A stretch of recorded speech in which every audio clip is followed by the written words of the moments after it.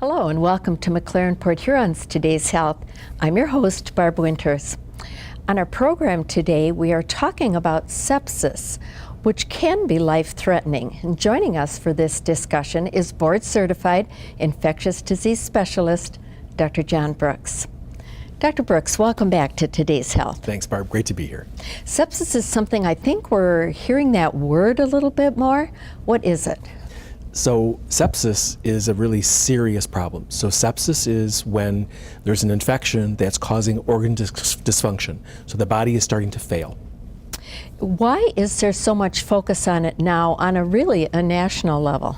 So when we look at sepsis, we think about probably 1 million or 1,200,000 Americans a year that are affected with sepsis, and more than 200,000 will die from sepsis. So many people become very sick and many people can die from it. So this is not a small number, and so it's important because there's something we can do about it. That's why we want to know about it and act better. Well, what are the symptoms then of sepsis?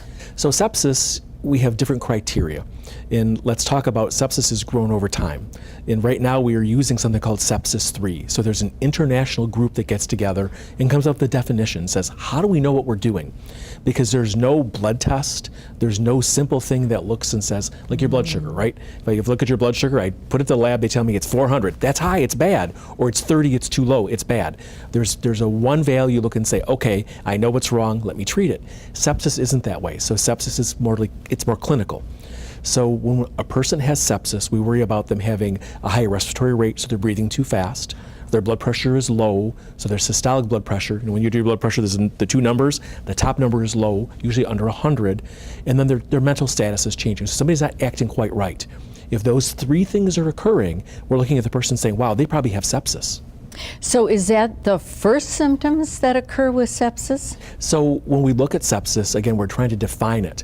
And as we've gone through these different iterations or these different processes, we're at Sepsis 3 now, so that means we had 1 and 2. Okay. So at Sepsis 3, they use criteria, it's called QSOFA. And the QSOFA is the quick systemic organ dysfunction assessment to look and see what's going on. Why are things going poorly for a patient? It's a bedside test, and it's actually an assessment where we look at the patient, we look at their vital signs. And you'll notice I didn't say fever, because a high fever or a low fever can actually be a source of sepsis or a sign of sepsis, so we can't use that alone. So they have learned by studying hundreds of thousands of patients that it's a high respiratory rate, a low blood pressure, and an altered mentation. If those three things are occurring, there is a higher likelihood they have sepsis than other things going on. What does it look like when it's getting worse? So what'll happen with patients is that as they progress through from sepsis to septic shock. So septic shock is the bad part. That is when the body is actually shutting down. The organs are not getting perfused, the heart is failing, the lungs are failing, the kidneys are failing, and people need support. So as we go through, then they need fluids. We're always giving them fluids. We give antibiotic therapy as quickly as we can, because with sepsis, we will look and say, why are they having sepsis? Well, it's because they have an infection. In bacterial infections, we give antibiotics for, and it is the most common cause somebody's having sepsis is a bacterial infection. So then we'll give them antibiotics, we give them fluids, but if they don't respond and they're getting worse, we then give them medicines that actually make their blood pressure come up. They're called vasopressors. And so we have other things. Now people can stop breathing, so we have to put a ventilator on.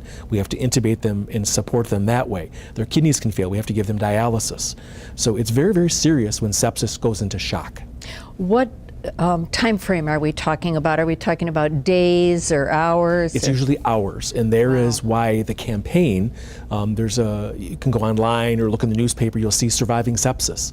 It's actually a campaign that our government's put out, and it's been going for the last several years to educate people.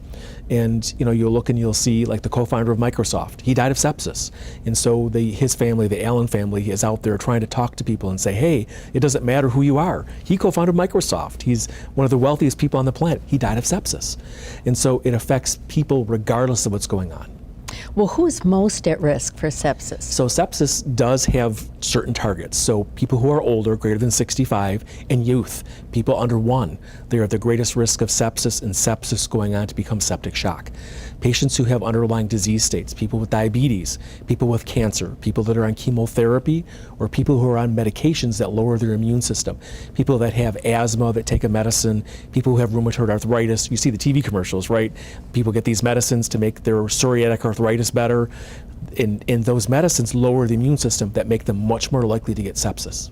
When they get a wound or when they get sick with something else, Sick, yes. then they get sepsis. Correct. You said the young and the old. Can newborns get sepsis? Yes, because they're under 1.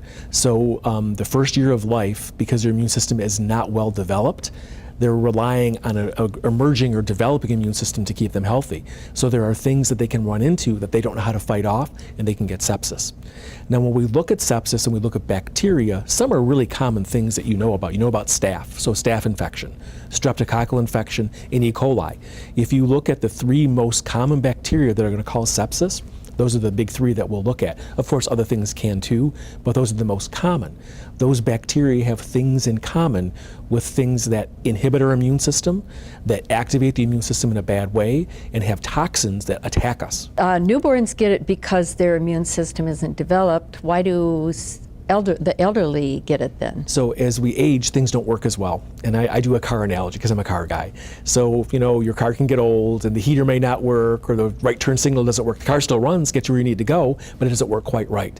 The same thing with the immune system. As the immune system ages, it may not work as well. It's not as strong as it used to be. So when the body gets invaded, it doesn't fight things off. The infection gets hold, it takes off, and then the sepsis ensues. So it's important for people to understand that. That's why you've even seen the national news talking about sepsis. Correct. And one of the things by education, and that's one of our goals, so if you are very young or you're over 65 and you have a wound or you have a fever or you don't feel well and you're not getting better in a day or 2 time, you really need to seek care, because the problem with sepsis is that you get sick rapidly. And we talk about only hours of us to have time to be able to resuscitate the patient, to get them fluids and antibiotics to change their course. And you talked about the young and the old, but really sepsis, just to be clear, can happen to anybody at any time. Correct. You don't have to be at high risk No. to get it. All right, we're going to take a break, then we're going to come back and talk some more.